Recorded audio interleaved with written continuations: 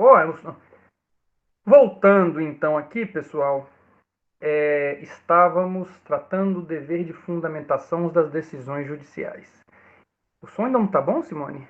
Melhorou agora que eu estou usando esse microfonezinho, não? E como eu estava falando para vocês, muitos de vocês devem estar assim meio descrentes, achando isso meio conversa para boi dormir e que vocês não observam isso na prática.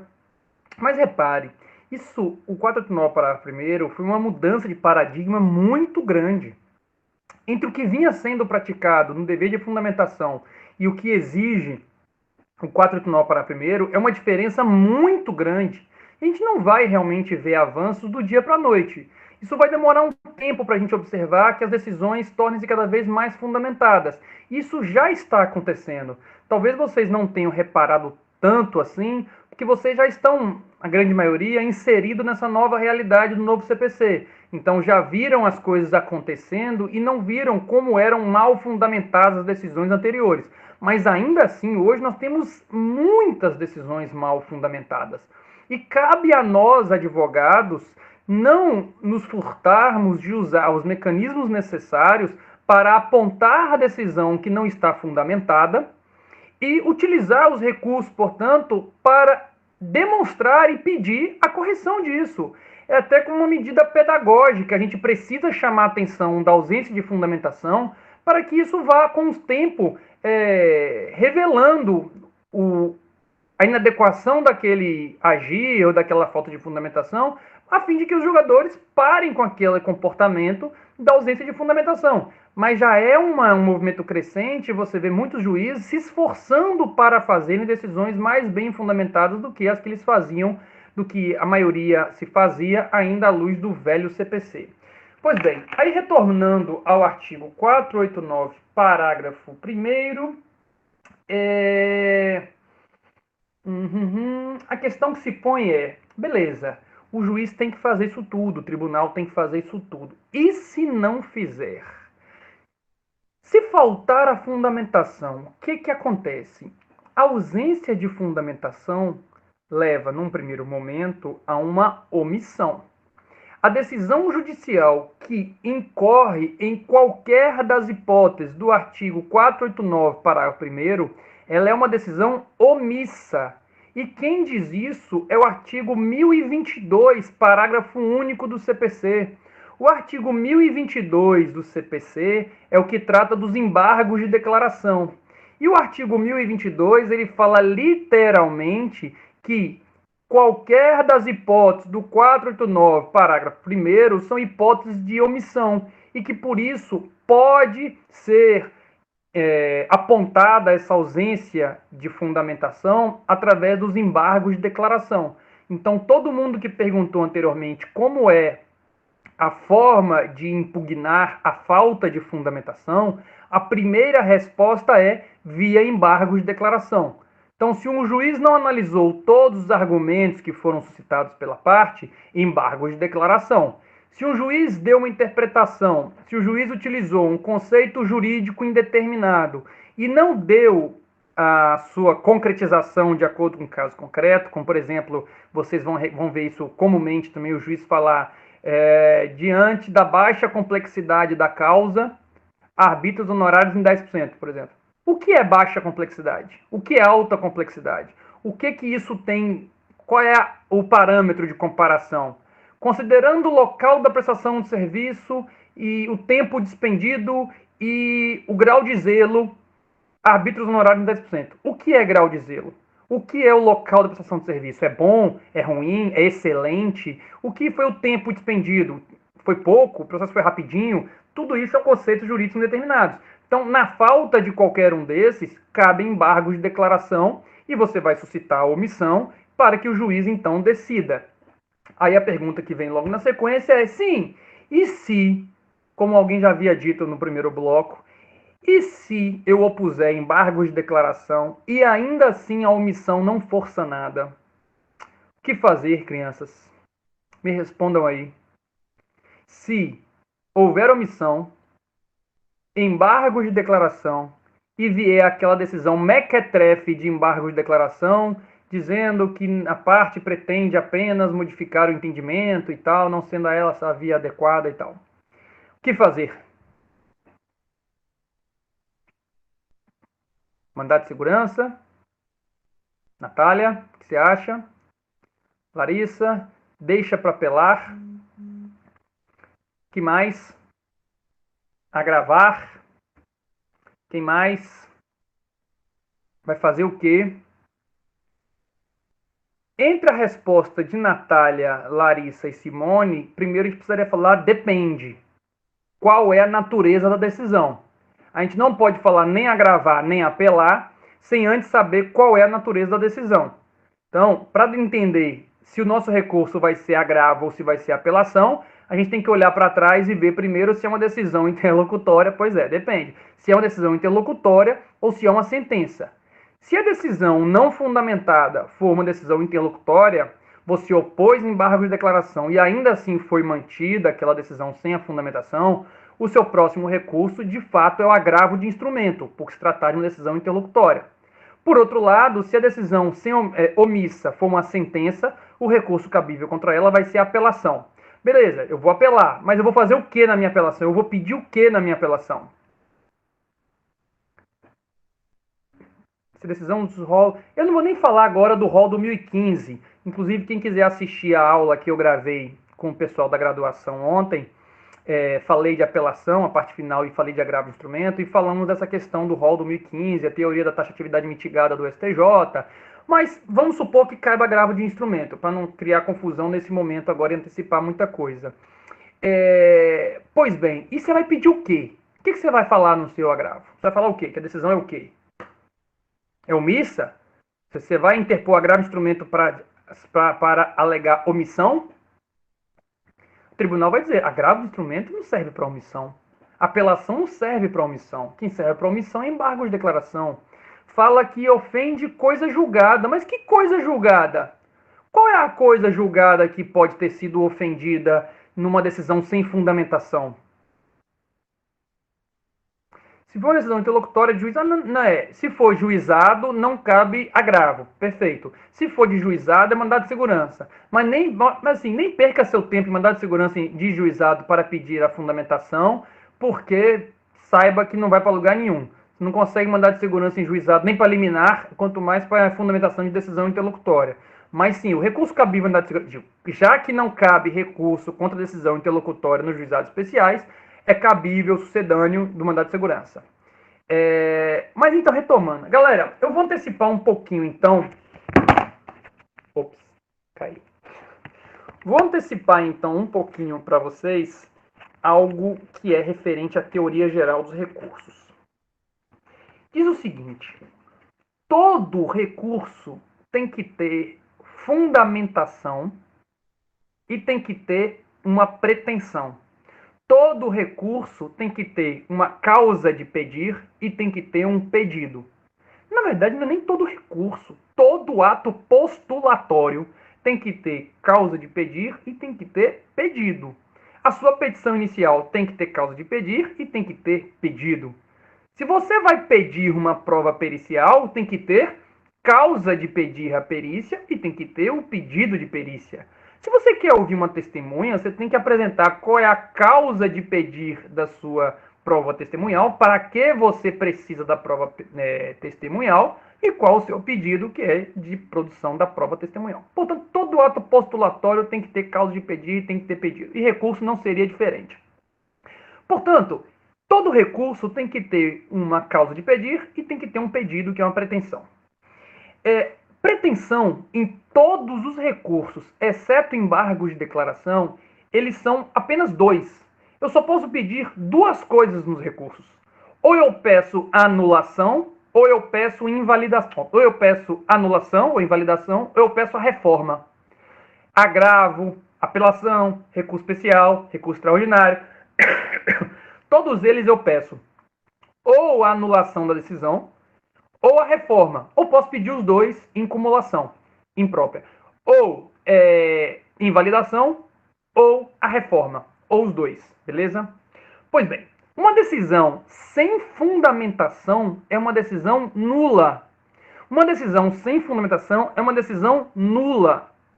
E se é uma decisão nula, cabe um pedido de anulação da decisão judicial. Então, se tiver sido proferida uma decisão interlocutória sem fundamentação, eu posso embargo de declaração para suscitar a omissão. Não resolvida a omissão nos embargos de declaração, eu vou, no agravo de instrumento, pedir a anulação da decisão interlocutória. E o mesmo vale para a sentença. Se a sentença é não fundamentada, eu posso utilizar os embargos de declaração para obter a integração daquela omissão. Não sanada, eu posso então interpor a apelação e na minha apelação eu vou pedir a invalidação daquela sentença ou a anulação daquela sentença, porque ela é nula por ausência de fundamentação. Beleza? É aquilo que as pessoas costumam colocar em preliminar de nulidade. Não é verdadeiramente preliminar. O próprio mérito do seu recurso é a anulação ou a reforma. Então, o que você quer no seu recurso? Ou a invalidação ou a reforma. O mérito do seu recurso, inclusive, pode ser apenas o pedido de anulação da decisão. Portanto, a minha apelação, o meu recurso, seja ela apelação ou agravo de instrumento, vai ter a primeira parte, que é o pedido de anulação. E aí você vai dizer, olha, a decisão é nula por ausência de fundamentação, porque não foi respeitado o artigo 489, parágrafo 1º, e que, por isso, a decisão que não contém a devida fundamentação é uma decisão nula. Primeira questão, então, é essa. E aí você vai levar para o tribunal, então, essa alegação de nulidade processual, pela ausência de fundamentação. Isso é verdade, inclusive, que quando chega lá no tribunal, diante do julgamento, diante de uma anulação, se o tribunal concorda que a sentença é para ser anulada, o que deve o tribunal fazer? Hein, Larissa, Bruna, Natália, Luciano? Se o tribunal concorda que a decisão é sem fundamentação e que por isso ela deve ser anulada, o que deve o tribunal fazer?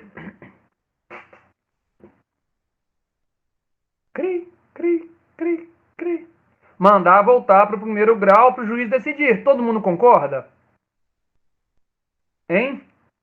Todo mundo concorda que se a decisão ela for anulada, precisa voltar? Luciano sim, Deise sim, Natália sim, todo mundo dizendo que aqui que respondeu falou. Se anulou a sentença, tem que fazer uma outra em seu lugar.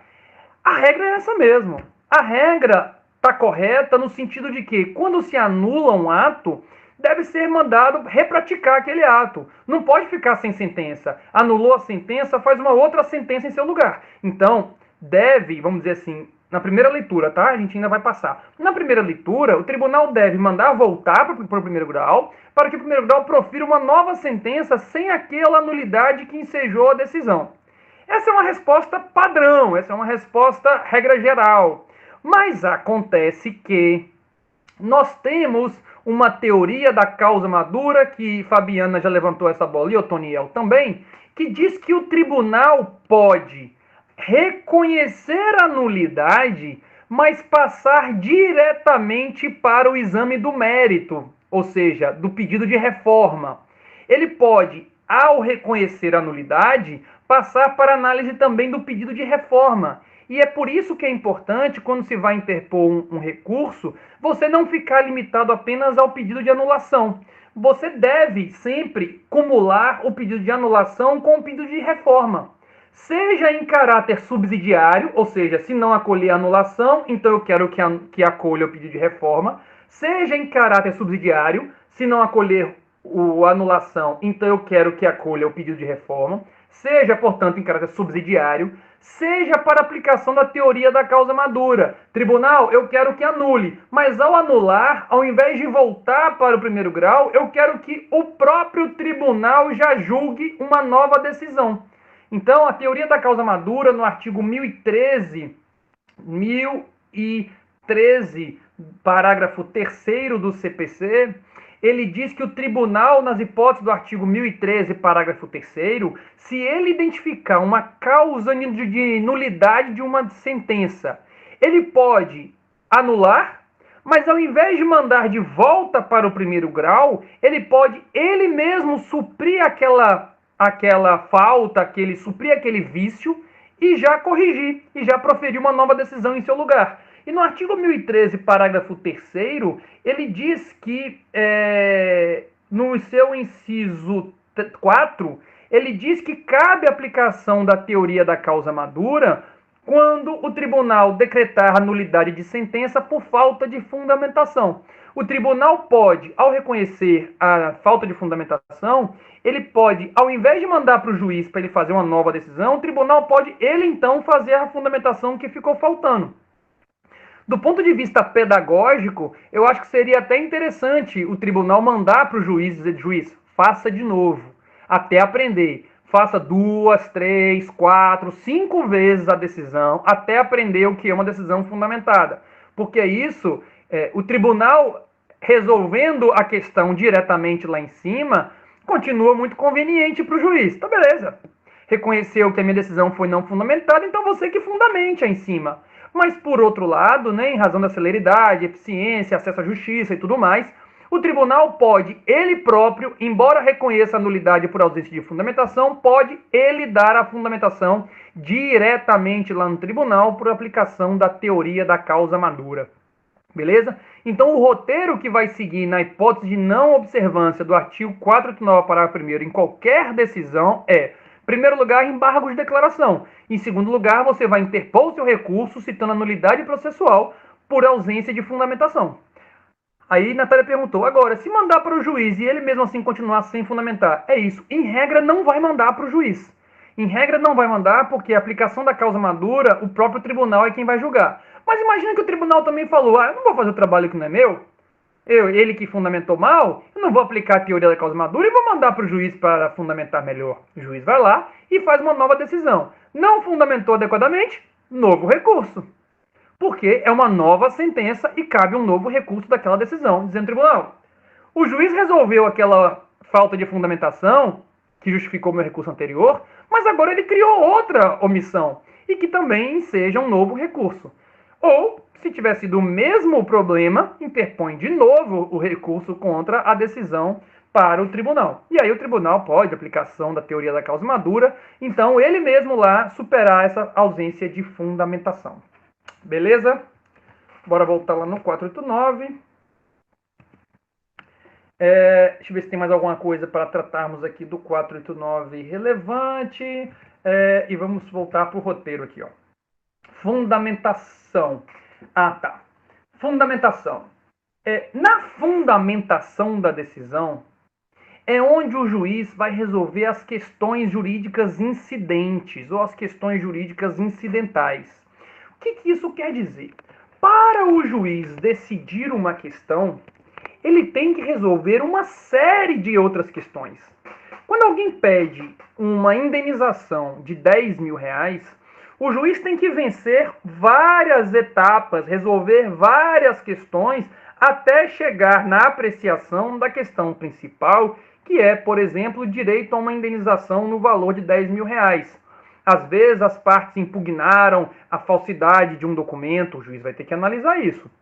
O juiz, então, a parte alegou inépcia da petição inicial, o juiz vai ter que apreciar se houve a inépcia da petição inicial. As partes alegaram que teve uma litispendência, tem uma litispendência com outra demanda, o juiz vai ter que resolver essa questão. A parte alegou que tem uma ilegitimidade, o juiz vai ter que apreciar. São vários obstáculos que o juiz vai resolvendo até resolver a questão principal, que é um pedido de indenização, que é um desfazimento de alguma coisa, que é ordenar que o réu faça alguma coisa que deveria ter feito.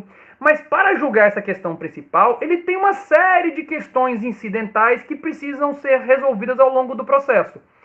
Todas essas questões incidentais que são invocadas para resolver o mérito, a questão principal, todas elas precisam de ser resolvidas na fundamentação. Todas as questões incidentais necessárias para resolver a questão principal, ela é resolvida através da fundamentação. É na fundamentação que ele vai resolver, por exemplo, a impugnação a uma prova, alguém alegou que aquela prova é falsa, É na fundamentação que ele vai, portanto, fazer essa análise. Se alguém alegou que há uma inépcia da inicial, é na fundamentação que ele vai resolver se a petição é inepta ou não. Se alguém alegou que a prova testemunhal não era admissível naquele caso, e digamos que ele deixou para resolver isso na sentença, é na fundamentação que ele vai resolver essa questão. Beleza? Portanto, dentro da fundamentação é onde se resolvem todas as questões que serão antecedentes para o julgamento da questão principal. É na fundamentação que constarão a solução dessas questões e as razões de decidir de todas essas questões, e bem como da questão principal. É na fundamentação que se resolvem todas essas questões incidentais, e bem como é o lugar onde o juiz terá que expor todos os fundamentos necessários para acolher ou rejeitar a questão principal apresentada pelas partes. Se a parte pediu indenização de danos morais por R$10.000, é na fundamentação, como eu disse, que ele vai analisar todas as questões preparatórias para analisar a questão principal, e é também na fundamentação que ele vai analisar todos os motivos pelos quais o pedido da parte deve ser acolhido ou não acolhido. E é ali que ele tem que observar aquela regra que a gente leu do 489, parágrafo 1º. Ele tem que observar todos aqueles requisitos lá para que a sua decisão não seja sem fundamentação. Dentro da fundamentação, existe um negócio extremamente importante para o precedente judicial, que chama-se ratio decidendi. Ratio decidendi. Vou até escrever aqui, ó, ratio, que escreve, porque em latim, ratio decidendi. A ratio decidendi são as razões de decidir. São os motivos determinantes que levaram o julgador a concluir daquela forma que ele concluiu a solução final. É o que levou ele a concluir daquela forma. Esse é um elemento indispensável. É aquilo que você tem que extrair da decisão, que sem aquilo a parte não ganharia o que ganhou, ou sem aquilo a parte não perderia o que perdeu. É o motivo central, ou os motivos centrais da vitória ou da derrota do autor. Tudo isso tem que estar na fundamentação. E aí tem uma questão interessante que, sobretudo para aqueles que estão tendo um primeiro contato com a matéria, não é o caso de vocês, mas quem tem o primeiro contato ou para um leigo, é um negócio muito difícil de entender, que é dizer que os motivos que levaram à decisão não fazem coisa julgada. O que levou o juiz a decidir pela procedência do pedido, os motivos que levaram o juiz a decidir pela procedência não fazem coisa julgada. E a gente vai ver em coisa julgada isso, as hipóteses em que, quando faz coisa julgada, quando não faz coisa julgada. Mas vocês fiquem com a regra, até a aula de segunda-feira sobre coisa julgada, fiquem com a regra de que a fundamentação não faz coisa julgada. Os fundamentos da decisão não vinculam o juiz, nem mesmo em outros processos iguais, ou melhor, similares. Os fundamentos são importantes para a interpretação, mas os fundamentos não fazem coisa julgada. E aí, como eu falei aqui, na aula de segunda-feira a gente vai estudar coisa julgada, e lá na coisa julgada eu vou explicar para vocês quando que eventualmente um fundamento pode também fazer coisa julgada, mas a regra é não fazer, beleza? Na fundamentação, por que não faz? Porque ali é tudo que ele foi utilizando para poder chegar à conclusão final. Só a conclusão final é que tem essa aptidão. Só a conclusão final é que tem essa aptidão para a formação da coisa julgada, como veremos na próxima aula. Bom, tem um princípio extremamente importante. Opa, alguém me perguntou aqui, ó, Natália. A fundamentação é a própria ratio decidendi ou a ratio decidendi são os motivos que fazem parte da fundamentação? A ratio decidendi está contida na fundamentação. Nem tudo na fundamentação é a ratio decidendi. A ratio decidendi é aquele fundamento central, que é o que levou a parte a vencer. Tudo que o juiz utilizou para fundamentar não é a ratio decidendi. Então, se ele fala, por exemplo, do entendimento da jurisprudência sobre o assunto, isso não é a ratio decidendi. Se ele fala que ele tem uma opinião até pessoal diferente daquela opinião que foi adotada, daquele entendimento que foi adotado pelo STJ, isso não é a ratio decidendi. A ratio decidendi é aquela pedra de toque, assim, é aquilo que é essencial na fundamentação. É quando alguém pergunta assim, ganhou? Ganhou por quê? Aí você tem que dizer, ele ganhou porque o juiz entendeu que o artigo tal é inconstitucional. Ele ganhou porque ele disse que a prova, ele disse que nas hipóteses em que acontecer tal coisa, o resultado deve ser tal. Entendeu? A ratio decidendi está contida na fundamentação, mas nem tudo na fundamentação é a ratio decidendi. Tem muitos argumentos que são utilizados só para reforço, tem muitos exemplos que são dados, tem muitos julgados que são trazidos que não compõem a ratio decidendi, tá bom? Mas quando vocês virem precedente, vocês vão ver que existem outras coisas, como por exemplo o obter dictum. Obter dictum não é a ratio decidendi, que também está na fundamentação, pode estar na fundamentação, ok? Então, nem tudo na fundamentação é ratio decidendi, beleza? Pois bem, uma questão muito importante também de lembrá-los que vocês já viram nas normas fundamentais do processo. Então, só existe uma ratio decidendi, Natália Tantão? Não necessariamente. Pode ser que a causa da vitória tenha sido escorado necessariamente em dois argumentos que conjuntamente fazem sentido, que conjuntamente se apoiam. Então, ele pode ter decidido com base em uma razão central ou em duas razões centrais. Não necessariamente é uma ratio decidendi. E o que é interessante também ressaltar é que a ratio decidendi, ela não tem um neon que fica piscando assim, ó, não tem setinhas que ficam mostrando assim, ó, essa é a ratio decidendi. O juiz não tem que na decisão dele escrever essa é a ratio decidendi. Ele não escreve isso. A ratio decidendi é um exercício hermenêutico. Cada um vai fazer o seu exercício e vai fazer a sua análise e vai extrair a ratio decidendi. Espera-se que as pessoas extraiam a mesma ratio decidendi, mas, eventualmente, pessoas podem encontrar diferentes. Por exemplo, alguns exemplos de ratio decidendi. Recentemente, o STF decidiu aquela questão da inconstitucionalidade da TR como índice de atualização de precatórios. E qual foi a razão de decidir? Qual foi a ratio decidendi? Ele disse, a TR não corrige. A TR passa muitos períodos zerada. Passou anos corrigindo zero. Se a TR não corrige, ela não atende ao propósito de repor a inflação. Portanto, a TR não é índice de correção monetária constitucional para corrigir precatório, porque ela não repõe a perda inflacionária. Essa é a razão de decidir. Então, sendo essa a razão de decidir, diante de um outro processo que estiver discutindo a mesma questão, o juiz deve utilizar essa razão de decidir e aplicar no outro caso. Então, ele tem que pegar no outro caso que estiver discutindo o índice de correção monetária em precatório e ele tem que falar, considerando que o STF concluiu que a TR é inconstitucional porque ela não corrige, então, nesse caso aqui, eu sou obrigado a concluir também que é inconstitucional porque ela não corrige. E, por isso, o pedido do autor deve ser acolhido. Beleza? Não necessariamente tem uma ratio decidendi só, não. Pode ter mais de uma. Tá? E é um exercício de interpretação, a localização da ratio decidendi. Beleza.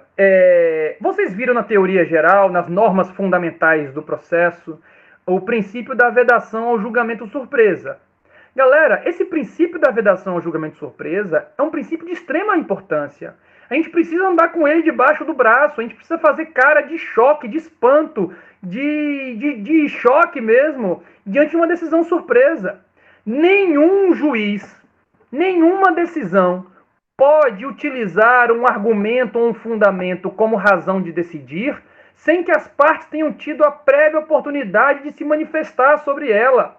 Então, nenhuma decisão pode utilizar um fundamento para a decisão que as partes não tiveram previamente a oportunidade de se manifestarem sobre. Se um juiz, então, e esse que eu estava falando, Foi esse que eu estava falando para vocês? Acho que não. Eu estava fazendo uma apelação ontem sobre isso, inclusive. Pô, o processo correu, ação, petição inicial, a contestação do réu, teve produção de provas, concluso para a sentença. Chega na sentença, o juiz saca uma carência de ação ex officio e extingue o processo em resolução do mérito. Ninguém suscitou isso, ninguém discutiu isso no processo. Não pode o juiz decidir com base num fundamento que as partes não tiveram a prévia oportunidade de falar sobre. Se o juiz quiser decidir quando da sentença, se ele acha que tem uma carência de ação, o que ele deve fazer então? Ele deve intimar as partes para falar sobre uma aparente, uma possível ausência, uma carência do direito de ação, e as partes, então, depois de se manifestarem, aí é que ele pode se manifestar. Aí é que ele pode, melhor dizendo, decidir sobre aquela questão. É vedado julgamento surpresa. É causa de nulidade processual o julgamento com fundamento em que as partes não tiveram a prévia oportunidade de se manifestarem sobre.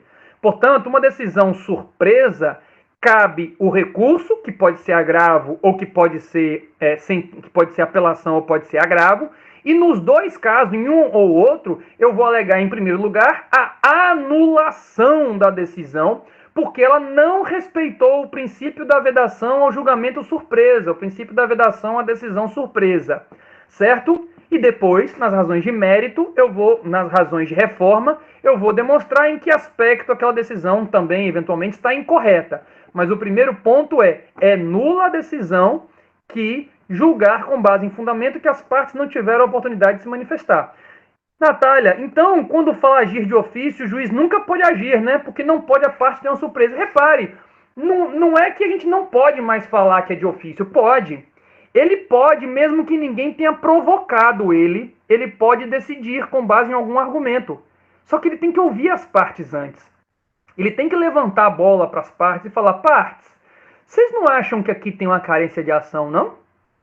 Aí as partes vão se manifestar. Tem, não tem, eu acho que tem, eu acho que não tem, você tem razão, você não tem razão. Daí, então, o juiz pode decidir.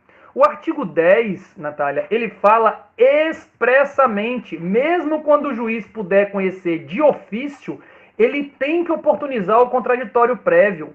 Diz assim o artigo 10, o juiz não pode decidir em grau algum de jurisdição, com base em fundamento a respeito do qual não se tenha dado às partes oportunidade de se manifestar, ainda que se trate de matéria sobre a qual deva decidir de ofício.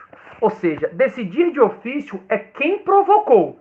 Se alguém provocou, não foi de ofício. Se ninguém o provocou, foi de ofício. Mas mesmo assim, ele tem que oportunizar o prévio contraditório antes da sua decisão, sob pena de nulidade processual. Beleza? A falta de motivação, portanto, o não respeito ao julgamento surpresa leva à nulidade processual. Qualquer vício relacionado à falta de fundamentação é hipótese de nulidade da decisão e você, no seu recurso, vai dizer que a decisão ela tem que ser invalidada. A decisão deve ser anulada. Se a decisão, uma vez invalidada, não tiver que praticar nenhum ato no primeiro grau, se não tiver mais nada a ser feito no primeiro grau, não tem provas a serem produzidas no primeiro grau, não tem mais nada, teoria da causa madura, artigo 1013, parágrafo 3º, o tribunal pode anular e ele mesmo passar ao julgamento das razões de reforma. Se tiver que praticar algum ato no primeiro grau, anula e manda para o primeiro grau para que pratique o ato lá. E aí Natália perguntou, o não respeito ao julgamento de surpresa, cabem embargos? Cabem embargos. Cabem embargos. Mas eu acho que é medida ineficaz. Porque o juiz já decidiu. A ideia da vedação ao julgamento de surpresa é você evitar que o juiz decida antes de você ser ouvido. Você pode fazer por embargo de declaração? Pode. Pode, porque não poderia ter feito. Você pode chamar de obscuridade, talvez. Mas, considerando que há aí uma nulidade, o recurso cabível mesmo para isso é o recurso principal, que é o agravo ou a apelação. Beleza? Eu não iria de embargos para discutir apenas isso. Dispositivo. O O dispositivo é aonde o juiz exerce a sua atividade criativa, como se fala. Diz que o juiz cria a norma jurídica. E essa norma jurídica ela é criada no dispositivo. É onde o juiz cria a norma jurídica individualizada. É aquela norma que vai reger a relação entre o autor e o réu. É quando julga procedente para mandar pagar. É quando julga procedente para decretar o divórcio. É quando julga procedente para declarar abusiva. O dispositivo é a norma jurídica individualizada que o juiz criou para resolver aquele litígio. E o dispositivo diz respeito apenas ao autor e ao réu. Não diz respeito a mais ninguém, só aplica aos dois. É a lei do caso concreto, é a lei que o juiz cria para o caso concreto. Portanto, é no dispositivo que o juiz vai resolver a questão principal. E essa questão principal, ele vai criar uma norma jurídica individualizada para resolver aquela controvérsia. Todas as questões incidentais, como nós falamos, são resolvidas na fundamentação. E no dispositivo, resolve-se a questão principal. O juiz ele está adstrito ao princípio da congruência, que está no artigo 141. O princípio da congruência diz que o juiz, ao analisar a questão principal, ele não pode decidir nem aquém, nem além e nem fora. O juiz não pode decidir a questão principal nem aquém, nem além e nem fora do pedido. Se alguém pede dano moral, se alguém pede dano moral e dano material, o juiz tem que analisar os dois. O juiz não pode analisar só o dano moral. Se a parte fez 2 pedidos, tem que ser analisado se é uma acumulação simples, em que há 2 pedidos, acumulação própria, quero dano moral e quero dano material, o juiz tem que analisar os 2 pedidos. Se o juiz não analisa os 2 pedidos, nós estamos aí diante de uma decisão citra petita. É uma decisão que decidiu aquém do pedido. Lógico que não é uma decisão citra petita a decisão em que alguém pede 100 mil e o juiz condena a pagar 50 mil, porque não acha que tem direito a 100 mil. Isso não é citra petita. Citra petita é quando não analisou todos os pedidos, beleza? Então, no princípio dispositivo, lá no dispositivo, o juiz deve analisar todos os pedidos, não pode faltar a nenhum pedido, senão é citra petita. E mais, ele não pode deferir além do que foi pedido. Quem delimita a atividade jurisdicional são as partes. O autor, na sua postulação inicial, ele diz o quanto ele quer receber. O juiz não pode ser o justiceiro que vai deferir acima daquilo que foi postulado. Se a parte entende que tem direito a danos morais de 10 mil reais, não pode o juiz deferir 50 mil. Se a parte pediu dano material apenas, o juiz não pode dizer, poxa, mas eu acho que você teve um dano moral, vou condenar também um dano moral. Não pode. A decisão que condena, na verdade, esse exemplo que eu dei aí é até extra. Mas se a parte pede algo e o juiz dá acima do que foi pedido, ele é ultra petita. Se eu quero 50 mil e o juiz me dá 100, essa decisão ela é ultra petita. A parte contrária deve então dizer, tribunal, ele extrapolou os limites do pedido, julgou além do que foi pedido. Ela é ultra petita. Da mesma forma que se eu pedir, agora corrigindo, se eu pedir o dano moral, o juiz não pode me deferir também, por tabela, o dano material, se não foi pedido. Porque isso ele está decidindo fora do pedido. É uma decisão extra petita. Portanto, a decisão judicial ela tem que ter congruência com os pedidos que foram apresentados pelo autor na sua petição inicial e pelo réu na sua reconvenção ou no seu pedido contraposto. Beleza? Pois bem, iremos explicar melhor na próxima aula, mas já saibam, o senhor pode repetir o exemplo do citra petita? Posso. O citra petita é quando ele decide abaixo do que foi pedido. Se a parte pediu lucros cessantes e danos emergentes, o juiz não pode julgar apenas os lucros cessantes. Ele pode indeferir os 2, mas ele tem que julgar os 2. Se ele julga apenas um pedido, essa decisão ela é citra petita. Não analisou todos os pedidos. Isso acontece, às vezes o juiz se passa e esquece de decidir um pedido. Se ele esquece de decidir um pedido, é citra petita.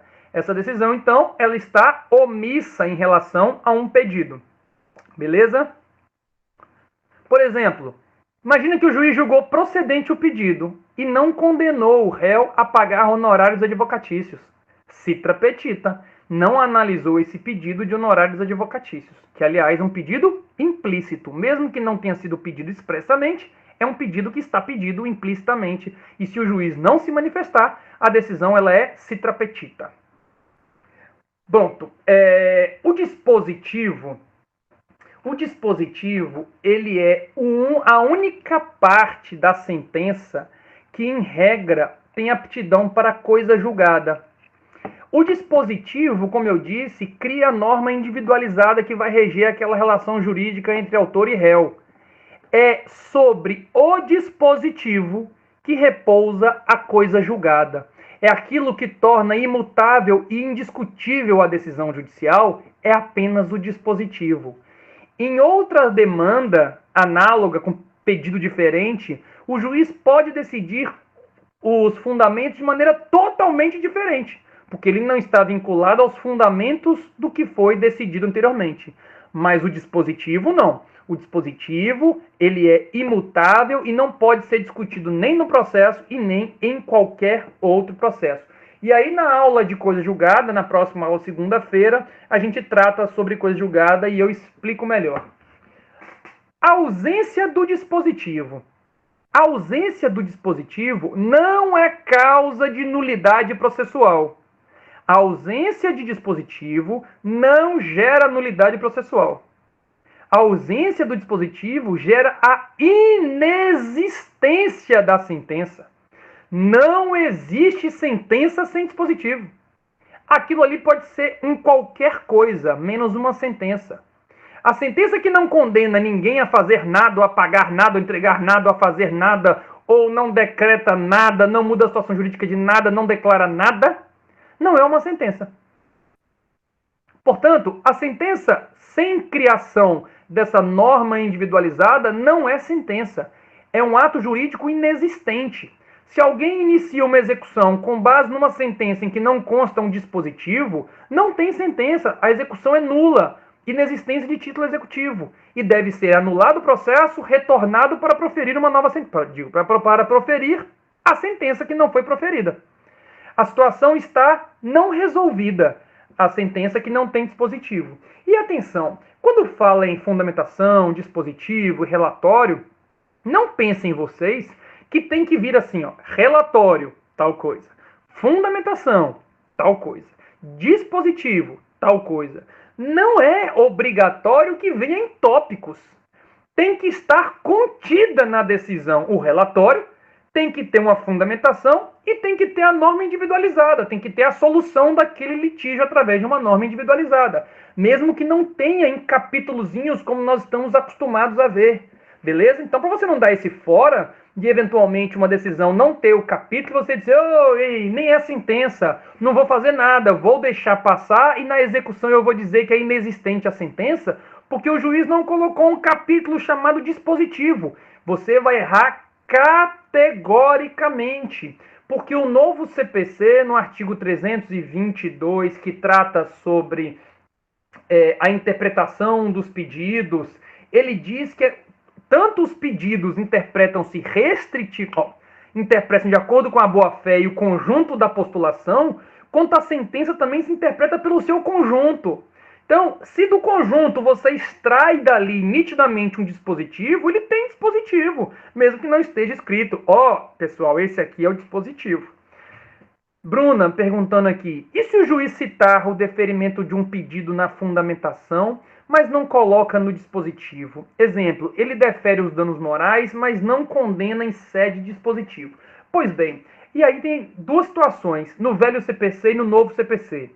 Se não tivesse presente no dispositivo, no velho CPC isso, você poderia tranquilamente dizer que não foi julgado aquele capítulo da sentença que não consta no dispositivo ali expresso. Porque dizia que a interpretação, que a coisa julgada recaía sobre o dispositivo apenas e que não havia possibilidade de outra interpretação. Já o novo CPC, ele diz que interpreta-se pelo conjunto, que ele interpreta-se pelo seu conjunto. Vou pegar aqui o artigo que nos diz isso. O novo CPC, ele exigiu um outro patamar de interpretação dos operadores do direito. Porque antes, quando você... aqui, ó.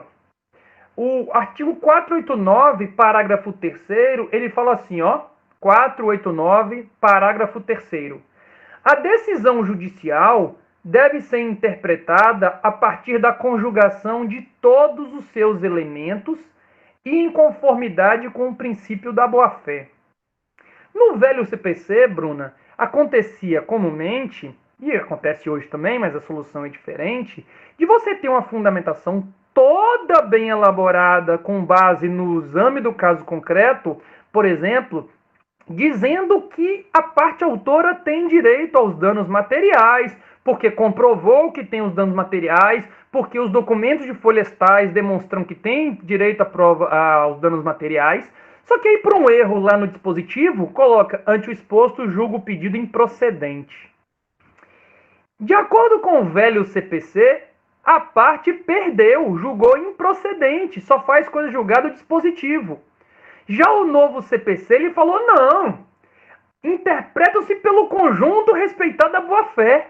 Se você que leu a sentença e leu uma fundamentação que analisou o caso concreto e disse textualmente que a parte autora tem direito àquilo que ela alega, e leu depois o dispositivo que julgou improcedente, você pode, de boa-fé, dizer que não sabia que a parte autora tem direito ao que alega? Não pode. Porque a sentença, na parte da fundamentação, ela foi expressa também para dizer que a parte autora tem direito sim, e que por isso o réu deve ser condenado. O fato de no dispositivo estar diferente não inibe, não afasta tudo aquilo que foi dito na fundamentação. Então, no novo CPC, é claro que isso é uma contradição que enseja embargos de declaração, é claro que sim, mas se isso não for sanado no embargo de declaração, ou se ninguém se não se derem ou não derem-se conta dessa contradição, na execução o réu não pode se dizer surpreso de ver que ele perdeu o processo se a fundamentação todinha demonstrou que era para ele ter perdido o processo. Então, o novo CPC, expressamente, ele não mais prestigia o dispositivo como sendo apenas aquilo que tem de relevante e o resto é só para interpretação, como ele traz toda a decisão como sendo uma coisa só que deve ser interpretada pelo seu conjunto. Então, faz coisa julgada material e formal? Faz. Se ele deferiu o dano material na sentença, na fundamentação, mas não falou no dispositivo claramente, tem coisa julgada. Está julgado. Está decidido. Tem direito. Pode começar a execução depois dizendo, olha, a sentença lá, como você pode ver na fundamentação, disse claramente que eu tenho direito ao dano material. A parte contrária vai dizer, não, mas no dispositivo não está dizendo. Aí você vai dizer, doutor, ou doutor não. Parte contrária, você não está agindo de boa fé, não é possível. Porque se você fizer uma leitura mínima da fundamentação, você vai concluir que eu venci sim o processo. E aí você chama o artigo 489, parágrafo 3º, e vai dizer, olha, qualquer pessoa que leu a decisão, o conjunto da decisão, não pode, de boa fé, dizer que não houve o julgamento daquele pedido. E aí, Natália, bom, beleza, que você entendeu. Natália perguntou, a sentença é inexistente se não tiver dispositivo?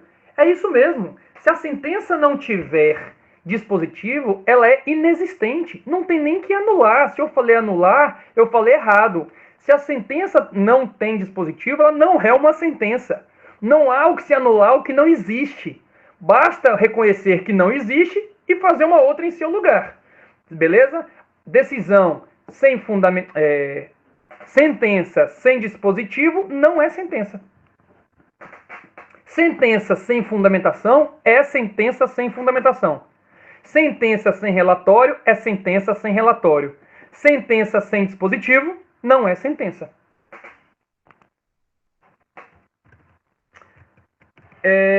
Dispositivo, interpretação Pedidos implícitos. Eu disse que no pedidos a sentença ela tem que ser congruente, né? Tem que analisar todos os pedidos que foram feitos pelo autor e pedidos que foram feitos eventualmente pelo réu também na sua reconvenção, e o juiz tem que julgar todos dentro dos limites que foram fixados pelas próprias partes. Os pedidos, lá na petição inicial, vocês viram que os pedidos devem ser explícitos. A parte tem que dizer expressamente o que ela quer. Ela não pode chegar assim, juiz, veja aí se eu tenho direito a alguma coisa, dê uma olhadinha, que nem vocês fazem em época, vocês faziam, né, quando vocês eram da graduação, que vocês, em época de prova, correção de prova, entregava a prova lá para o aluno, dava nota, e o aluno devolvia a prova e falou assim, professor, dê uma olhadinha aí, vê se tem alguma coisa que pode salvar. Eu, meio que respondi isso aí que você quer, veja. Não, você não pode fazer um pedido assim, obscuro, um pedido que não seja direto, né? Você tem que fazer um pedido, como vocês sabem, certo e determinado. Pois bem, só que nem todo pedido, alguns pedidos, eles são implícitos. São 3 as hipóteses que o legislador reconhece que o pedido foi formulado, mesmo não tendo sido formulado expressamente. Portanto, mesmo que você nada diga na sua petição inicial, esses 3 pedidos estão feitos. E como eles estão feitos, o juiz tem que decidir.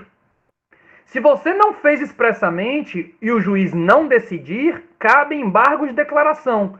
E o juiz não pode falar assim, você não pediu? Você pedi sim. Você não, pediu não, estou aqui com a sua petição inicial, eu estou lendo, você olha direito. Não tá, estou vendo aqui. Rapaz, tá aí. Não tá, mas aonde que tá então? Tá aí, implícito. Porque o próprio CPC diz que está pedido, mesmo que eu não tenha formulado o pedido. E quais são essas hipóteses? Estão lá no artigo 322 e 323 do CPC. Diz assim, o 322, parágrafo 1º, 322, parágrafo 1º, e o 323. São os 2 artigos que trazem as 3 hipóteses de pedidos implícitos. A primeira hipótese é o 322, parágrafo 1º, que diz que são pedidos implícitos juros legais, correção monetária e verbas de sucumbência. Os juros legais são aqueles de 1% ao mês. Se você tem um contrato que diz que os juros são de 2% ao mês, você tem que fazer o pedido explicitamente.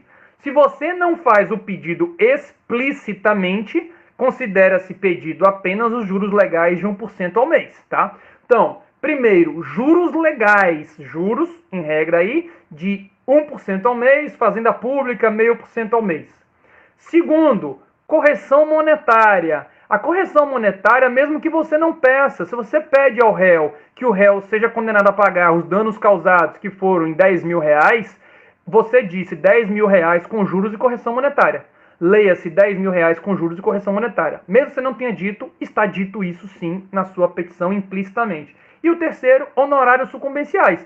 Mesmo que você não tenha pedido a condenação do réu ao pagamento de honorários sucumbenciais e a restituição de custas, está pedido implicitamente. Se a decisão for omissa, cabe embargo de declaração em razão dessa omissão. A terceira hipótese está no artigo 322, que fala o seguinte, no caput, fala o seguinte, olha, tá todo mundo aí ainda? Estão prestando atenção ainda? Juliana tá no entre e sai retado. Seja bem-vindo de volta, viu, Juliana? O Toniel saiu, olha, todo mundo aí, né? Cadê? Muito bem, todo mundo aí. Pois bem, a hipótese do artigo 323 é outra hipótese em que um pedido é implícito. Se você está discutindo uma relação de trato sucessivo ainda vigente, todas as parcelas que se vencerem no curso do processo consideram pedidas. Por exemplo, você tem um locatário que você pediu o despejo dele e os aluguéis vencidos. Incluem-se no pedido, mesmo que não tenha expressamente pedido, os aluguéis vencidos até a data da propositura da ação, e esse tem que ser explícito, você tem que falar que você quer os aluguéis vencidos até aquela data, E implicitamente estão pedidos todos os aluguéis que se vencerem no curso do processo. O processo demorou um mês, os meus 3 meses anteriores já somou com mais um. Demorou outro mês, já são 5 meses. Demorou outro mês, já são 6 meses. De modo que, enquanto perdurar o processo e até que o despejo aconteça, eu estou somando mês a mês as prestações periódicas que se vencerem no curso da demanda. Beleza? Isso vale em qualquer prestação, em qualquer relação de trato sucessivo. Numa ação previdenciária, se você pede a concessão do benefício da aposentadoria desde a sua invalidez, durante todo o período de tramitação do processo, implicitamente você também pediu isso. Você não precisa depois entrar com uma nova ação para receber o período que tramitou o processo. E mesmo que você não tenha pedido expressamente isso, está pedido. Beleza? Então, quando você for executar a sentença que determinou o despejo do réu e pagamento de aluguéis, você vai considerar os aluguéis que você pediu, os vencidos na propositura da ação, e vai somar todos aqueles que foram devidos ao longo do processo até a data do despejo. Beleza? São as prestações periódicas que se vencerem no curso da demanda, que está no artigo 323. Essas são as hipóteses de pedidos implícitos. Repare, pedido implícito não aceita decisão implícita. Não existe decisão implícita. Toda decisão tem que ser explícita. Então, se eu pedir implicitamente algo, o juiz tem que decidir explicitamente. Se ele não decidir explicitamente, não considera deferido. Cabe a você embargar de declaração e, se depois for o caso, interpor o recurso cabível para que seja expressamente decidido os pedidos implícitos. Beleza? Natália, se uma pessoa impugnar as contas de água da Embasa no mês de novembro, em dezembro, a Embasa cobrar mais de novo, pode impugnar no mesmo processo? Pode. Se você está dizendo que a Embasa está cobrando sem nenhum critério e você pede, por exemplo, que seja feito um refaturamento das contas da Embasa que estão sendo feitas fora do parâmetro dos 12 meses anteriores, por exemplo, aquele período, todas as que se vencerem no curso da demanda também estão contidas, porque é de trato sucessivo, tranquilamente. Então, se você pede isso até que seja feita a mudança do hidrômetro, por exemplo, todas que se vencerem no curso da demanda estão pedidas, estão contidas. Beleza? Quando é que você vai somar tudo isso? Lá na execução. Isso até o trânsito em julgado, isso em tese ad infinitum, né? Se é de trato sucessivo até que se implemente, até que deixe de existir aquele fundamento. Por exemplo, se o INSS demorar 3 anos para implementar o benefício, durante os 3 anos de tramitação do processo eu tenho o benefício. Transitou em julgado, eu comecei a execução, o INSS não implementou. Passou 1 mês, 2 meses, 3 meses, 4 meses, o juiz determinou que o INSS implemente o benefício. Não implementou, demorou 1 ano. Durante todo esse período, eu vou somando as prestações periódicas. A partir do momento que o INSS implementou o benefício, a partir dali já não tem mais. A questão da Embasa, do seu exemplo aí, Natália, o perigo é se não tiver um marco para encerrar. Se você estiver dizendo que você quer até que troque o hidrômetro, no momento em que trocou o hidrômetro é o corte. O que não dá é para ficar numa situação indefinida infinitamente, em que você não tenha até um momento X que vai parar de contar aquela situação. Beleza? Os aluguéis da mesma forma. Se correr o processo lá durante 10 anos, 10 anos estão somando os aluguéis enquanto o cara não sair do imóvel. E se ocorrer do advogado não fizer isso no mesmo processo e abrir novo processo, juiz julga por conexão? Está aparecendo aquelas perguntas. Eu tenho um amigo advogado que ele fez um novo processo. Meu amigo está aqui me perguntando como é que ele deve fazer. Pois bem, não tem necessidade. O juiz pode extinguir o segundo processo por carência do direito de ação. Ele pode dizer, você não tem interesse de agir porque isso que você quer você já teve deferido no caso anterior. Bobear até tem coisa julgada. Portanto, a segunda demanda pode ser objeto até de extinção por ausência de interesse de agir. Então, num caso desse, que você tiver delimitado, por exemplo, de alimentos, pensão alimentícia, você entrou com a execução porque a pessoa não pagou durante 2 meses pensão alimentícia. 2, 3, 4, tudo isso você está somando. Se você ajuizou uma outra execução para isso, desnecessária. O juiz do segundo processo pode extinguir a execução e dizer, não, filho, isso já está contido no outro processo, não tem necessidade disso, não. Você já está acobertado pelo outro processo. Por exemplo, se for taxa condominial, tá certo. Taxa condominial, você vai somando mês a mês até o pagamento. Todas as prestações que se vencerem no curso do processo. Então, o cara deve 5 mil reais, no final do processo ele está devendo 40 mil, porque vai somando aquelas que se venceram também no curso do processo. Então, o juiz do primeiro processo que vai julgar essas demandas não são demandas, é uma demanda só. Você só vai, na hora da execução, somar o valor. Você não vai precisar propor novamente. Terá que pedir novamente o que foi pedido no segundo processo no primeiro? Bom, aí a gente precisa analisar qual foi a demanda. Natália, libera o áudio aí. Explica pra gente qual foi a demanda. Foi demanda de Embasa?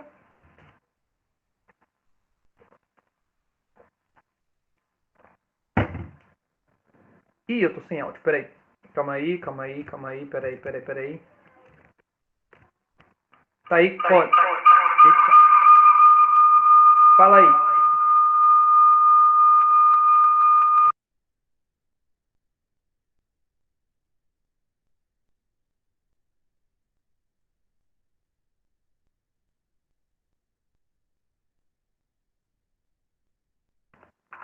Natália tá com vergonha de falar, Natália? Foi demanda de Embasa. Um colega meu advogado do Sajun de Atu. Não tô ouvindo. Como é que vai?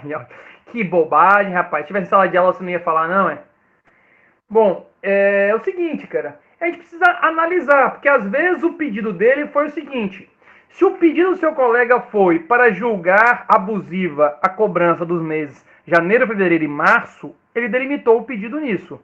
Mas se ele falar, olha, passou a vir sem critério, então, por exemplo, o hidrômetro está violado. Enquanto estiver violado o hidrômetro, não é devido a cobrança por um valor estimado, como a Embasa às vezes faz.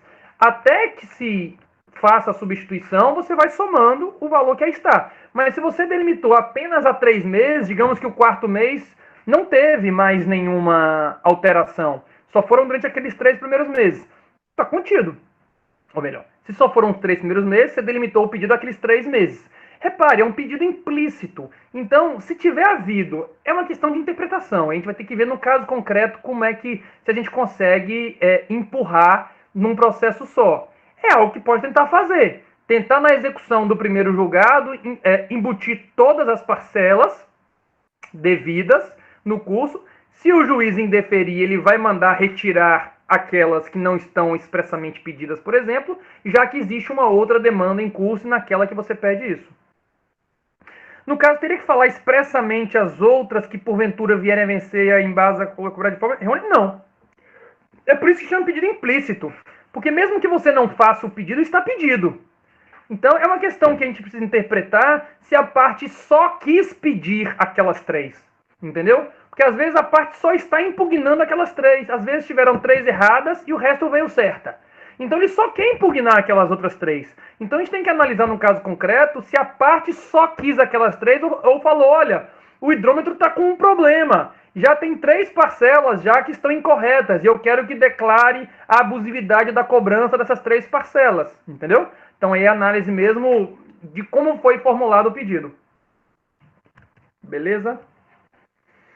Dispositivo, interpretação, distribuição dos ônus sucumbenciais, eu vou deixar para tratar junto com sucumbência e honorários advocatícios, artigo 85. Então, crianças, eu sei que vocês estão cansados, mas eu queria seguir para o roteiro 2 para falar de honorários advocatícios na aula de hoje e deixar a aula seguinte para falarmos apenas de coisa julgada. E aí, aguentam? Podemos seguir mais um pouquinho, pelo menos, mais um pouquinho. Bora, todo mundo aí? Força. Deixa eu chamar os meus peixinhas aqui para vocês conhecerem, então. Já que aproveitar esse breakzinho aqui, ó. Gui, Lica. A lista estava doida para se mostrar. Lica, Giba, vem cá. Aqui, ó. Pode vir. Ó, esse aqui é a Guigui, ó. Essa aqui é a Alice, ó. Cadê ele ali? Vem cá. Ó. Oi. E aí? Oi. Ó, Gui, bom. Dá um tchau, pessoal, aí, ó. Tchau. Tchau. Pronto. Vamos voltar aqui pra aula agora. Estavam doidos para se mostrar aqui pra turma. A Alice, então, tava doida para poder chegar. Para poder falar com vocês. Pois bem. E vocês, crianças em casa também? Nessa loucura aí de confinamento, com crianças em casa, enlouquecidas. Aqui tá rolando. Enlouquecimento. Aqui tá rolando esses enlouquecimentos, sim. Eliane tá aí, ó. Pois é. Simone também. O bicho tá pegando aí, né, Simone? Tamo junto. Crianças, abram aí o outro roteiro. O roteiro das despesas processuais, honorários e gratuidade. Vocês estão achando que a aula perde muito por videoconferência assim, online, em relação ao presencial? Eu acho até que rende muito. É, bacana. Engraçado que a gente acaba que tá rompendo um pouco o preconceito que a gente tinha de EAD, né? A gente às vezes pensa que EAD é um negócio entediante e tal. Às vezes é até um negócio mais interativo até. E fora que tira aquele desgaste de ter o deslocamento e tal. Enfim, então essa experiência nova aí, acho que tá revolucionando aí, tá quebrando nossos preconceitos com relação a EAD. Pois é, vocês fiquem à vontade, viu, galera, de tirar dúvidas mesmo, de mandar. Tratem aqui como se estivesse em sala de aula. Daqui a pouco vai entrar a gente até com perfil falso aqui para poder fazer pergunta sem vergonha, sem ficar constrangido. Pois bem.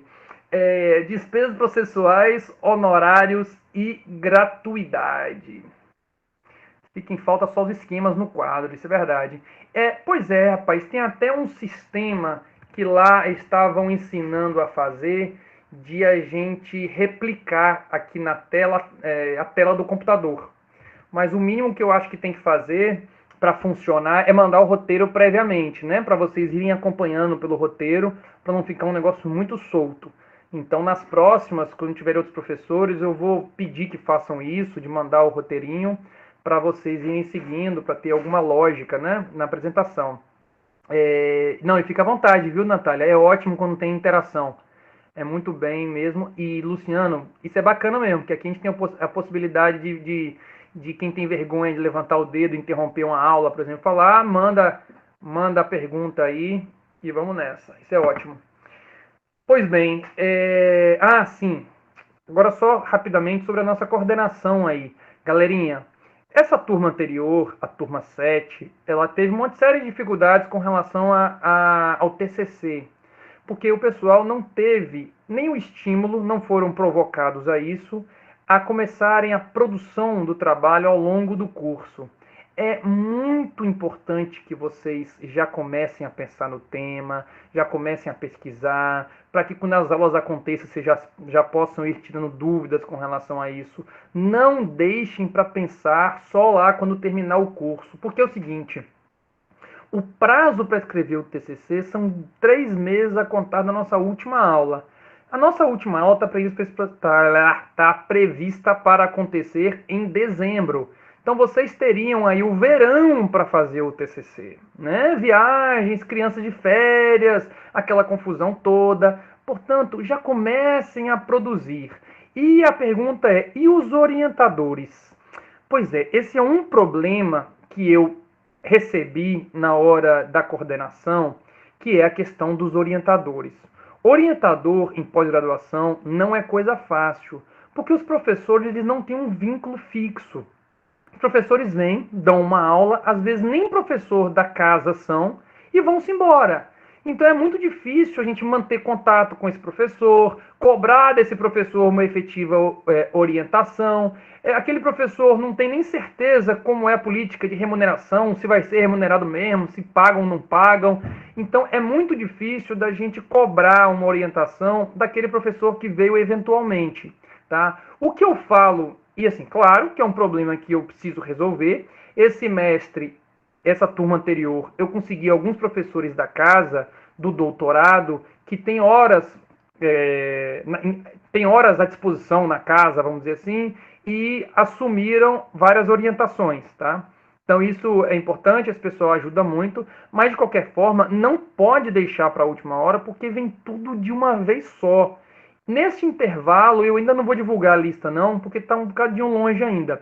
Mas nesse intervalo, não impede que vocês já comecem a pesquisar tema, me peçam a sugestão, eu tiro dúvidas com relação ao tema, ou algum recorte específico. Podem me procurar para isso, que eu vou dando essa orientaçãozinha com relação ao tema. O orientador não cria expectativa, até porque não é devida, do orientador ser um coautor. O orientador não vai ficar corrigindo o seu trabalho durante 10 idas e vindas. Você não vai fazer, ele não vai lhe dar o caminho das pedras, fazer o seu sumário, fazer o seu título, você manda, ele corrige, devolve, você faz de novo, manda para ele, corrige, volta. Isso não vai acontecer. Então não crie essa disponibilidade, não criem essa expectativa dessa orientação ser alguém que vai produzir junto com você, tá? O orientador é alguém que vai lhe dar um norte, é alguém que vai lhe dar um caminho para que você siga. Mas eu sempre falo, independentemente do orientador, comecem a produzir e não parem. Mesmo que o orientador não responda, produza. Escreva sozinho o que seja, mas escreva.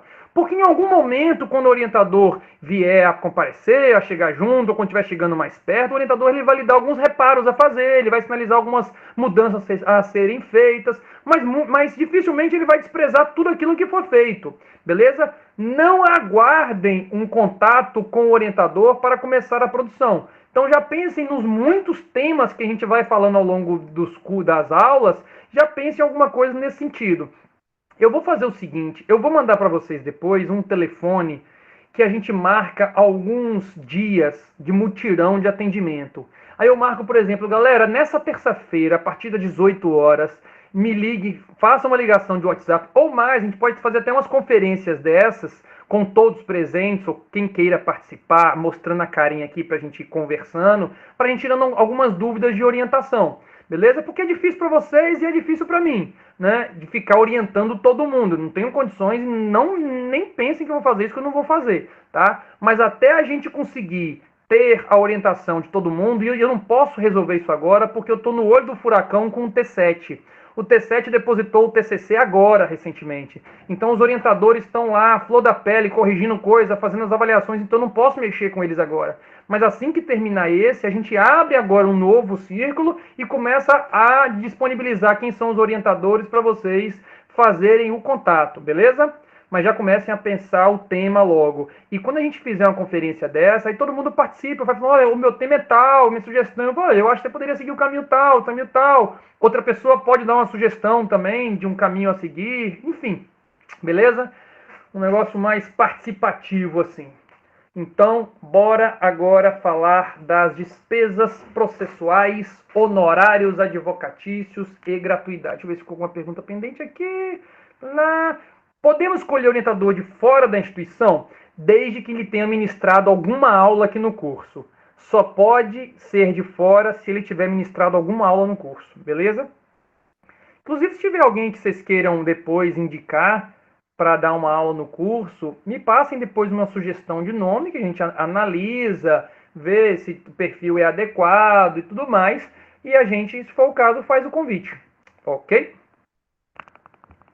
Daltro vai ser professor de vocês, viu? Daltro já está marcado, ele vai ser professor, já está convidado, já está aceito. Ah, aliás, vamos ter uma alteraçãozinha de professora Gabriela Espósito, ela estava marcada já para ser daqui a 2 aulas, professora Gabriela. Só que eu acho que eu vou assumir essa aula dela e ela vai assumir alguma aula mais adiante, porque professora Gabriela, tá nessa questão do confinamento, não está podendo sair, tem alguma questão que ela não possa sair, né?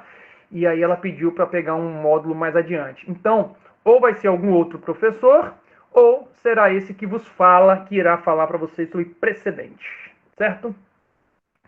Despesas processuais, honorários, eu falei 10 vezes isso aqui. Bom, despesas processuais é o conjunto de despesas, tá ruim, né?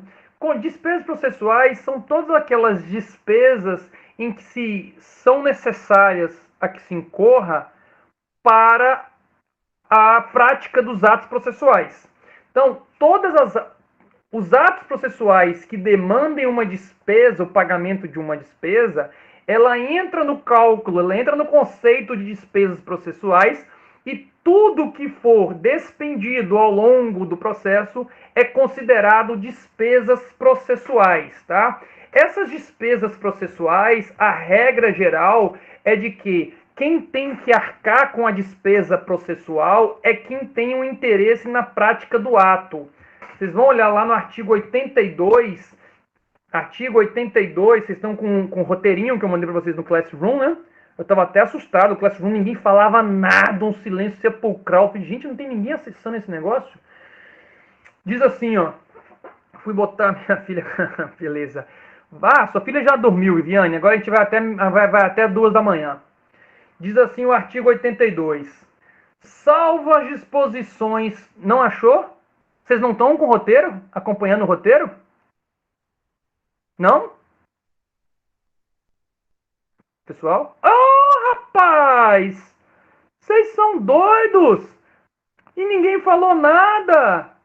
Tá lá, meu povo, Tá lá no Classroom. Não é possível. Vou abrir aqui, ó, Classroom. Turma 8. Mandei lá, ó. Seguem os roteiros da aula de hoje, 27/3 e do dia 30/3. Olha aí, Caio. Tá aí, tá vendo? Caio tá falando, ó. Publicações em janeiro. Não, mudei de e-mail e não consegui mais ter acesso à sala. 3 roteiros. Roteiro 1, roteiro 2, roteiro 3. Pronto. Esses roteiros aí eu mandei. Vejam aí que estão no Classroom. Beleza? Lá eu botei os roteiros das 3 aulas. O roteiro de decisão, o roteiro de gratuidade, despesas e honorários e o roteiro de coisa julgada. Alguém manda no grupo do WhatsApp, então, aí, para vocês irem acompanhando. Pois bem, aí o artigo 82 do CPC, ele fala, salvo as disposições concernentes à gratuidade da justiça... Coloca o código o quê, Daisy? Oxente, rapaz! Você não tem o Google aí não, menina? Bota no Google, rapaz, vai acompanhando. É, porque você tá no celular, aí você não consegue fazer as duas coisas ao mesmo tempo? É o do... Que código, rapaz? Coloco... Tá! Pô, que mancada minha. O código do Classroom, claro. Pera, mando agora aqui pra vocês, ó. Deixa eu copiar e mando aqui, ó.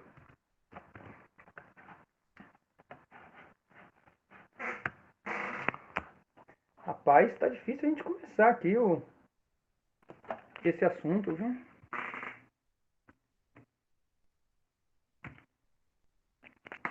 Vejam aí, mandei o código, viu? Tá aí, ó. WMIZRJH.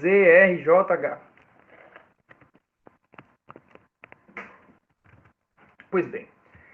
Artigo 82. Salvo as disposições concernentes à gratuidade da justiça, incumbe às partes prover as despesas dos atos que realizarem ou requererem no processo, antecipando-lhes o pagamento, desde o início até a sentença final ou na execução até a plena satisfação do direito reconhecido no título. Aí a pergunta é, por que o autor tem que antecipar as custas processuais? Por causa do artigo 82. O artigo 82 diz que a parte que é interessada, né, a parte que é interessada deve antecipar as despesas processuais. Então, se pericial, eu tenho despesas da prova pericial. Se eu vou interpor um recurso, eu tenho que antecipar as despesas do recurso. Eu tenho que pagar as despesas do recurso. Se eu quero a prática de algum ato que importe em uma publicação de edital, eu quero a citação do réu para edital, eu tenho que recolher as despesas necessárias para a prática daquele ato. Se eu quero a citação do réu pelos correios ou pelo oficial de justiça, eu tenho que recolher as despesas necessárias para a prática daquele ato. Tudo isso que eu vou gastando, eu vou colocando numa planilha, eu vou somando tudo isso, porque eu não estou pagando, eu estou antecipando. Por quê? Porque isso, tudo que se gasta no processo, ele deve ser pago por quem perde o processo. Aquele sujeito que perde o processo, ele é obrigado a pagar todas as despesas processuais. Então, a antecipação de custas, a citação de um réu pelos correios, a do outro réu pelo oficial de justiça, a do outro réu pelo edital, as despesas periciais, o seu recurso de apelação, o seu recurso especial, o seu recurso extraordinário, todas as despesas que você tiver tido no processo. Se você ganhou o processo, junto com os seus 10 mil que você ganhou, você coloca lá todas as despesas que você incorreu para poder obter aquela vitória e vai incluir esse valor na sua execução. Não precisa nem você entrar com uma ação autônoma. Não. Como própria consequência da derrota é o pagamento das despesas processuais, devendo claramente, obviamente, o juiz condenar a parte vencida e dizer quem é o vencido, se precisar, a ressarcir, restituir as despesas processuais que foram incorridas pela parte. O parágrafo 1º, ele traz aquela hipótese: e se o nosso juiz, que ele tem poder de determinar a produção de meios de prova, assim como o Ministério Público nas causas em que ele atua como fiscal da lei, e se o juiz determinar a produção de uma prova? E se o Ministério Público pedir a produção de uma prova? Quem vai pagar essa despesa? Autor ou réu? Parágrafo 1º. Incumbe ao autor adiantar as despesas relativas a ato cuja realização o juiz determinar de ofício ou a requerimento do Ministério Público. Portanto, quem é o maior interessado na sentença é o autor. Cabe ao autor, portanto, antecipar as despesas que forem determinadas ex officio pelo juiz ou pelo Ministério Público. E aí, parágrafo 2º, complementei isso com o que eu falei para vocês, foi a sentença condenar ao vencido a pagar ao vencedor as despesas que antecipou. E se a sentença não fizer omissão? Excelência, esqueceu de condenar o réu nos ônus sucumbenciais. Esqueceu de condenar o réu a pagar as despesas processuais. O juiz precisa dizer todas as despesas? O juiz precisa dizer quais foram as despesas para condenar o réu a restituir? O que você acha, Daisy? Você acha que o juiz precisa especificar quais foram as despesas incorridas pelo autor para que o réu faça a restituição? Cadê Natália? Cadê Viviane? Otoniel, Luciano, Caio, Simone, Fabiana, Adriano? Cadê vocês? Bruna? O correto seria, mas não sei se é assim. Natália respondeu. Acredito que não. Alguém mais? Não é necessário realmente que o juiz diga quais são as despesas que o réu tem que ressarcir ao autor ou vice-versa. Basta que o juiz determine que o vencido pague as despesas do processo, que automaticamente tudo está contido. Na fase de liquidação, portanto, ou no cumprimento de sentença, a parte apresenta a sua conta e lá na conta vai discriminar todas as despesas processuais que foram incorridas. E quais são as despesas processuais? O que está contido no conceito de despesas processuais? Artigo 84. Olha a quantidade de coisas que estão contidas no artigo 84 e que muita gente, a gente não usa e a gente esquece que isso é uma despesa processual. Diz assim, ó, artigo 84. As despesas abrangem as custas dos atos do processo. Beleza, isso aí ninguém esquece. A indenização de viagem, a remuneração do assistente técnico e a diária da testemunha.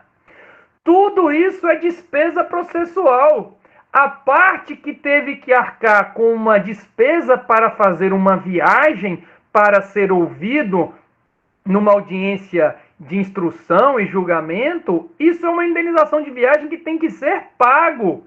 Se você contratou um assistente técnico, e isso não é perito, é o seu assistente técnico e você venceu, você pode jogar essa conta para a parte contrária.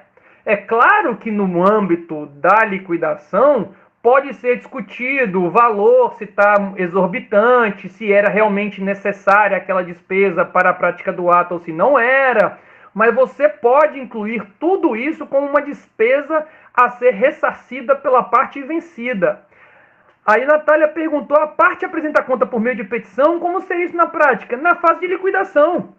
Se você teve essas despesas com diária de viagem, com indenização de viagem, diária da testemunha, se você teve essa despesa com assistente técnico, você vai fazer uma petição interlocutória, uma petição intercorrente, como chamam lá no ESAG, você vai fazer uma petiçãozinha, ou no PJE, você vai fazer uma petição dizendo, olha, as despesas que foram incorridas no processo foram essas aqui, ó, de acordo com o artigo 84. Para o assistente técnico foi pago o valor de R$ 6.500. Esse valor, você vai justificar às vezes, está compatível com a tabela lá do CREA, esse valor está compatível tal, com o proveito econômico, com o valor da causa e tudo mais. A testemunha teve que se deslocar de uma cidade para outra e perdeu um dia inteiro com isso, então por isso teve uma diária que ia pagar de tanto. Tudo isso, quem antecipou as despesas, inclui na conta e pede o ressarcimento. Então, é na fase de liquidação que você vai apresentar essas despesas. Se forem despesas apenas de ato do processo, como as custas que você antecipou, as custas do recurso, as custas do edital, isso aí você vai apresentar no cumprimento de sentença, não tem nem que produção de provas, não tem nem que discutir se o valor é razoável ou se não é razoável. Você já vai pedir o cumprimento de sentença pedindo a devolução de todos esses valores que foram antecipados. Beleza? Pois bem, no roteiro que eu mandei para vocês, tem até um julgado do STJ que fala que a referência genérica a despesas inclui, inclusive, a do assistente técnico. Tudo que se gastou na inclusão de honorários periciais, tudo está incluído genericamente nos despesas processuais, porque o artigo 84 diz quais são as despesas processuais. Pois bem, como eu comentei aqui já com você, agora eu vou falar mais rapidamente, mais didaticamente aqui. Quando alguém perde, ele também carrega o ônus de ter perdido, os ônus sucumbenciais. Quem perde, ele sofre os ônus de ter perdido. E esses ônus sucumbenciais a gente divide em duas partes, que são as despesas do processo e os honorários advocatícios. As despesas do processo eu falei agora, e os honorários advocatícios falarei daqui a pouquinho. Só que como é que faz essa distribuição sobre quem perdeu? Como é que a gente sabe quem perdeu? Nem sempre houve um vitorioso e um derrotado. Comumente, as duas partes ganharam e perderam reciprocamente. Se eu entro com uma ação e peço uma indenização de R$100.000 e ganho 80 mil, eu ganhei, mas eu também perdi. Eu ganhei 80 mil e perdi nos 20 mil que eu pedi e não ganhei. Então, digamos que eu ganhei em 80% dos meus pedidos e perdi em 20% dos meus pedidos. Se eu pedir uma indenização de danos materiais no valor de R$100.000, ganhei isso, mas eu perdi no meu pedido de danos morais, eu ganhei numa coisa e perdi em outra. Então, ao mesmo passo em que eu fui o vitorioso, eu também fui derrotado. Ao mesmo passo em que o réu foi vitorioso, ele também foi derrotado. Então, a gente precisa fazer uma equação de como foi a vitória e como foi a perda. Quem perdeu mais, para a gente fazer uma divisão, então, de quem vai arcar com os ônus sucumbenciais. E aí nós temos três cenários, ou dois cenários. Litisconsórcio total, ou litisconsórcio aqui, sucumbência total, sucumbência parcial e sucumbência mínima. Tá, vou falar três. Sucumbência total, sucumbência parcial e sucumbência mínima. A sucumbência total é aquela que houve apenas um vencedor e um perdedor. Pediu uma coisa e ganhou essa coisa, 100% de vitória. Portanto, ele ganhou tudo e a parte contrária perdeu tudo. Logo, a parte que perdeu tudo vai arcar com os ônus sucumbenciais integralmente. Vai pagar 100% das custas processuais, das despesas processuais, e vai pagar 100% do que for condenado em honorários advocatícios sucumbenciais.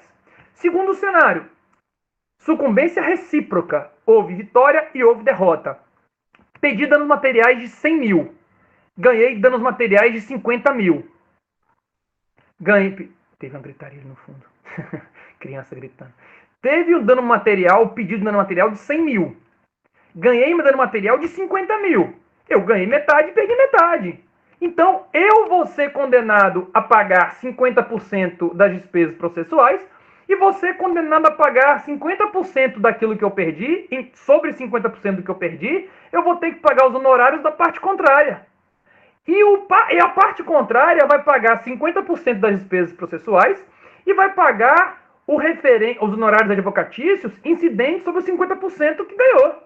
Então, se fixou em 10% os honorários sucumbenciais, 10%, pedi 100 mil, ganhei 50, eu tenho que pagar 5 mil de honorários da parte contrária e a parte contrária tem que pagar 5 mil ao meu advogado. Sucumbência recíproca. No velho CPC, explico. No velho CPC, havia uma confusão aí que ele chamava de compensação de honorários. Esse exemplo, eu pedi 100 mil, ganhei 50 mil, beleza? Ganhei tudo? Não, ganhei metade. Se eu ganhei metade, eu perdi metade. Dos meus 50 mil, que eu fui vitorioso, eu tenho a receber honorários sobre os meus 50%, sobre os meus 50 mil. Então, a parte contrária vai pagar honorários advocatícios calculados em cima de 50 mil. Se o juiz fixar em 10% de 50 mil, os honorários do meu advogado serão de 5 mil reais. Ok? Só que a parte contrária também ganhou em 50 mil reais. Você pediu 100 mil e só ganhou 50, ele evitou uma derrota de 100 mil.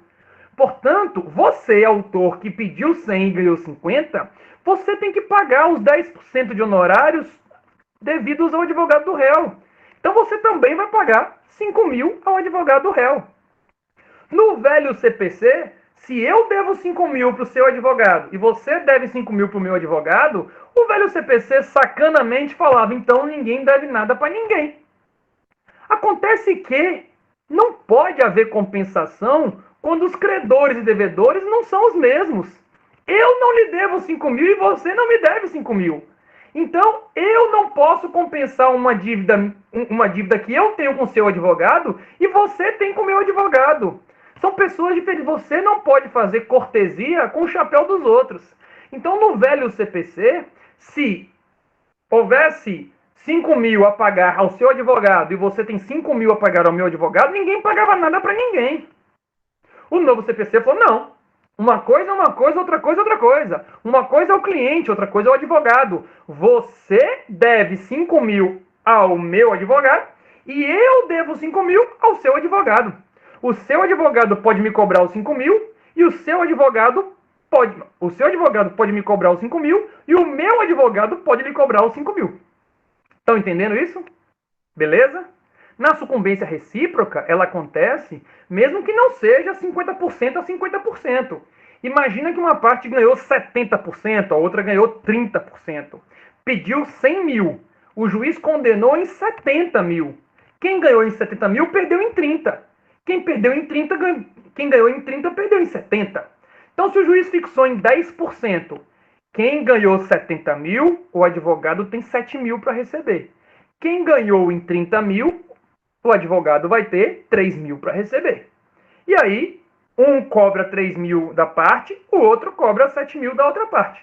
Não há que se falar em compensação. O artigo 85 do novo CPC expressamente falou, não tem compensação de honorários. Isso é muito importante porque impõe uma responsabilidade do advogado. O advogado pode fazer com que o seu cliente perca mais do que ganhou. Se você pede e você ganha por cima, isso que é porreta. Se você pede danos materiais, por exemplo, de 100 mil, ganhou 10 mil, pediu 100, ganhou 10. Isso quer dizer que você perdeu 90 mil. Você, advogado do cliente, vai ganhar 10% de 10 mil, correto? Vai ganhar R$1.000 de honorários. Você vai poder cobrar os R$1.000 de honorários da parte contrária. Só que a parte contrária vai poder cobrar 9 mil de honorários de você. Portanto, você ganhou 10, vai pagar 9 mil de honorários para a parte contrária. Portanto, tem que ter responsabilidade no pedido, porque a sucumbência não compensa os honorários, a sucumbência recíproca impõe o dever reciprocamente de pagar os honorários das partes contrárias, tá certo? Temos então a sucumbência total, a sucumbência recíproca e temos a sucumbência mínima. A sucumbência mínima, ela é tratada como sucumbência total. Se você pediu 100 mil reais, ganhou 99 mil, ganhou tudo. Perdeu 1.000 reais, é nada. Você pediu 100 mil e ganhou 95 mil, tá bom demais. Né? 5 mil, 5% é nada, é muito pouco. Se você pediu duas coisas, um pedido super importante financeiramente e o outro pedido irrelevante, você pediu, alguém lhe ofendeu, você pediu uma indenização e pediu um pedido de desculpas. A pessoa não quis dar o pedido de desculpa, ou melhor, o juiz negou o pedido de desculpas, mas deu a indenização. Sucumbência mínima, você ganhou tudo. E, portanto, os honorários vão ser totalmente fixados em favor de quem venceu esse quase tudo, tá? Mas o juiz tem que dizer expressamente isso. Olha, considerando que a derrota da parte foi mínima, considero ter havido sucumbência mínima e condeno o réu a pagar o valor integral dos honorários de 10%. Beleza?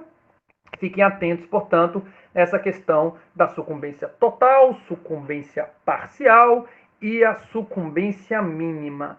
Artigo 87. Vamos ver o que diz o artigo 87. Cadê? 85, 86, 87. Concorrendo diversos autores ou diversos réus, os vencidos respondem proporcionalmente pelas despesas e pelos honorários. Se tem dois réus, inclusive esses dias alguém estava tentando aplicar esse golpe. Se tinham dois réus, foi condenado em 10%, não é 10% para um e 10% para o outro. Eles vão dividir entre eles, fixados pelo juiz, quando for o caso, se não for solidariamente. Se não for solidariamente, o juiz vai decidir em que porção cada um foi condenado. Natália, mas se ganhou 95 mil, não paga honorários totais, né? Paga os honorários de 10% em cima de 95 mil, por exemplo, se foi 10%. Não vai condenar o cara que ganhou 95 mil, ele não vai pagar 10% em cima de 5 mil que ele perdeu, entendeu?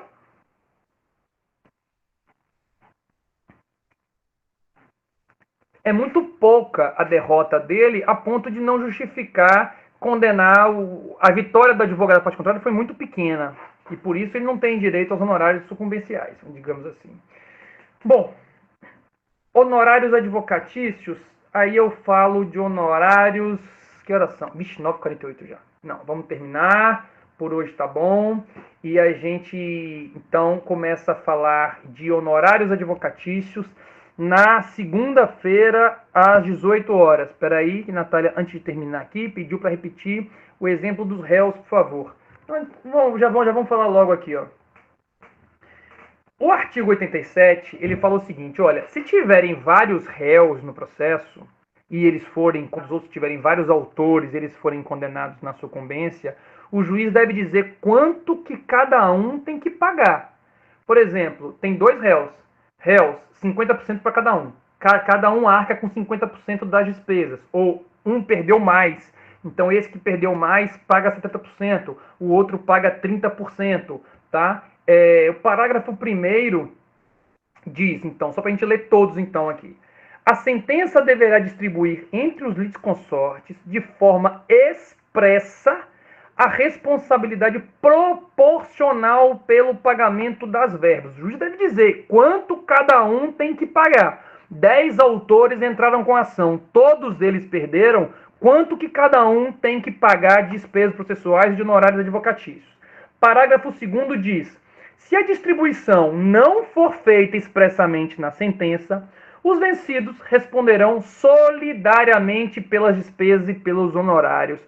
Portanto, se você tiver numa sucumbência, portanto, e estiver em litisconsorte com outras pessoas com quem você não forma um grupo econômico, por exemplo, cabe a você opor embargo de declaração e falar, juiz, qual é a participação de cada um nessa despesa?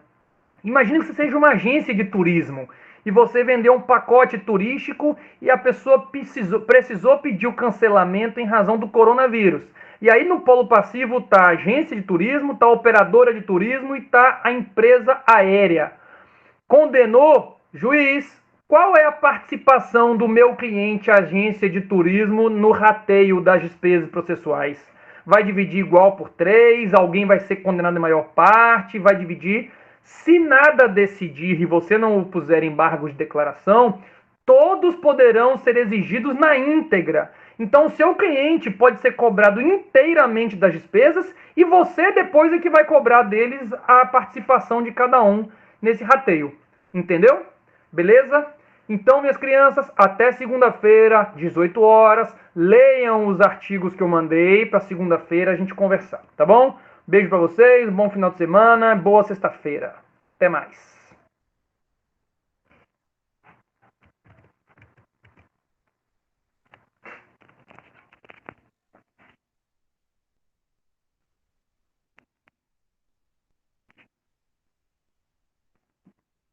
Falou, pessoal. Obrigado a vocês aí pela atenção.